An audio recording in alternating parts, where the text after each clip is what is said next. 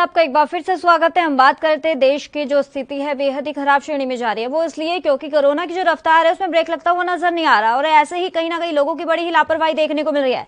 बात अगर सरकार की करें तो सरकार भी लोगों से लगातार अपील भी कर रही है, लेकिन इसी के चलते संकेत भी पूरी तरीके से दे दिया है लॉकडाउन को लेकर। इसी मुद्दे पर हमारे साथ तमाम जानकारी देने के लिए मध्य प्रदेश से संवाददाता गणेश तिवारी जुड़ गए हैं। गणेश तिवारी, क्या कुछ अपडेट है मध्य प्रदेश में कोरोना की रफ्तार को लेकर?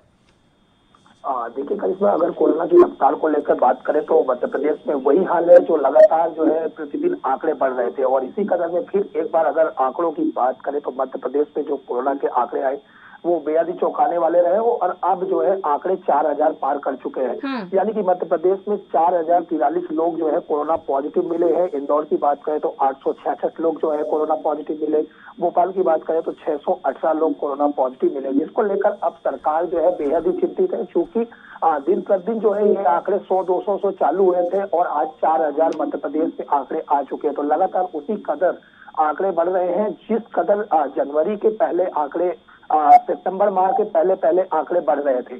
तो एक निश्चित तौर पर एक बार फिर कोरोना की लहर जो है दूसरी लहर है वो बेहद ही खतरनाक है और लगातार बढ़ रही है, जिसको लेकर अब मध्य प्रदेश सरकार तरह तरह के जो है बंदिशें और तरह तरह के सख्त कदम उठा रही है। इसी को देखते हुए अब जो शिवराज सरकार है उसने साफ दिशा निर्देश दिए कि मध्य प्रदेश के प्रत्येक जिलों में जितने भी शहरी क्षेत्र सभी जगह अब संडे लॉकडाउन रहेगा। लेकिन गणेश, अगर फिलहाल अब बात करें पुलिस प्रशासन की तो उनकी तरफ से क्या इंतजाम किए जा रहे हैं? क्योंकि जिस तरीके से अब एक हाल ही में एक खबर सामने आ गई थी इंदौर से, जहां ऑटो चालक ने मास्क नहीं लगाया था और 2 पुलिसकर्मियों ने उसको बुरी तरह से पीटा था। क्या लगता है कि ऐसे लोगों को जागरूक किया जा रहा है पुलिस की तरफ से?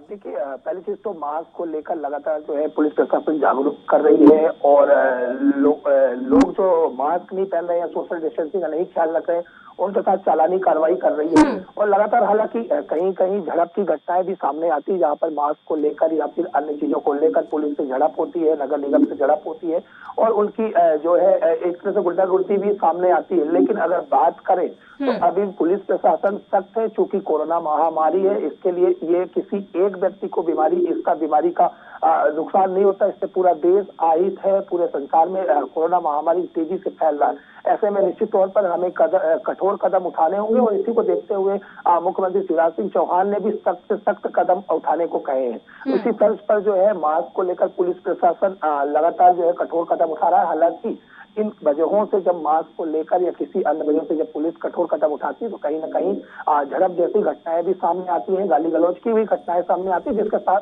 जिसके साथ में ऐसे जो वीडियो है वो भी सामने आते हैं।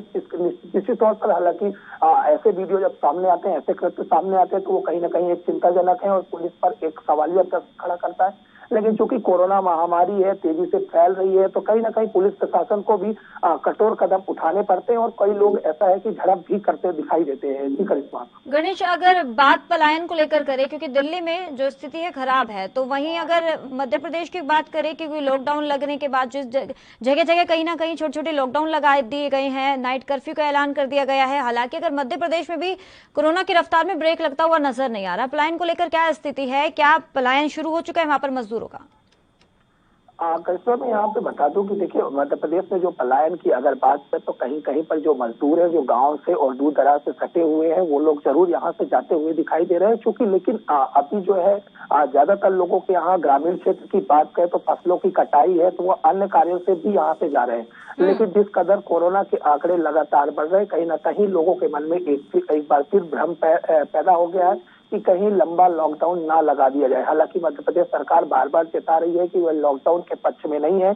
अगर लॉकडाउन लगाया जाएगा तो वीकेंड लॉकडाउन लगाया जाएगा, यानी कि शनिवार रविवार लॉकडाउन लगाया जाएगा। हालांकि लॉकडाउन अगर बात करें तो जो छिंदवाड़ा है जो महाराष्ट्र से सटा हुआ है वहां पर पूरी तरह से 7 दिनों का आज रात 8 बजे से लॉकडाउन लगा दिया गया है। लेकिन मुख्यमंत्री शिवराज सिंह चौहान ने ये भी दिशा निर्देश दिए हैं कि जो लॉकडाउन लगाया जाएगा वो वीकेंड लॉकडाउन लगाया जाएगा। लेकिन जिस कदर कोरोना के आंकड़े बढ़ रहे हैं, कहीं ना कहीं एक बार फिर वह अपने आप में चेता रहा है कि लॉकडाउन कहीं ना कहीं लगाना पड़ सकता है, जिसको देखकर जो गरीब है, मजदूर हैं, जो दैनिक दिनचर्या वाले हैं और जो गांव दूर दराज गांव से संबंध रखते हैं, वो उन लोगों का जरूर एक बार फिर पलायन हालांकि चालू हो गया। लेकिन तो गणेश, क्या लगता है कि अगर पलायन तो शुरू हो चुका है, 2020 में जो स्थिति बेहद ही खराब थी, सड़कों पर एक लगातार मजदूरों का जो मजदूर वहां से निकल रहे थे और कहीं ना कहीं वो भुखमरी भी देखने को मिली थी और एक दहशत का माहौल भी बन गया था लोगों में। क्या लगता है कि अब अगर पलायन शुरू हो चुका है, क्या एक बार फिर से सरकार को इसको लेकर इंतजाम नहीं करना चाहिए क्या? क्योंकि लगातार पलायन तो शुरू हो चुका है, लोगों के पास खाने की भी जो दिक्कत है वो भी शुरू हो चुकी है।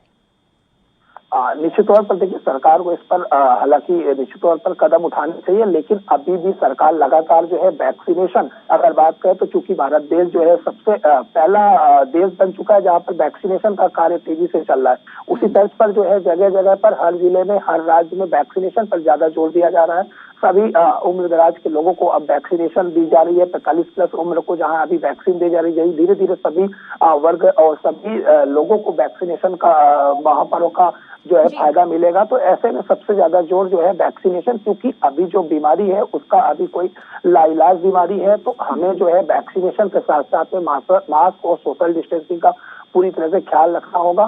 क्योंकि अगर हम इन चीजों का ख्याल नहीं रखते हैं, अगर हम परवाह नजर आते हैं, तो निश्चित तौर पर वही स्थिति बनती नजर आएगी जो पहले बननी थी।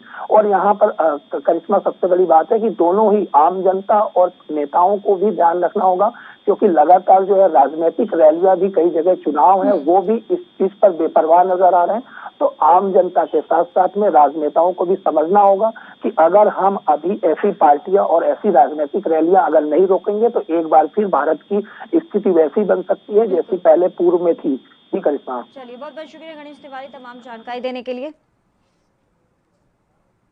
वक्त तो चला एक छोटे से ब्रेक का।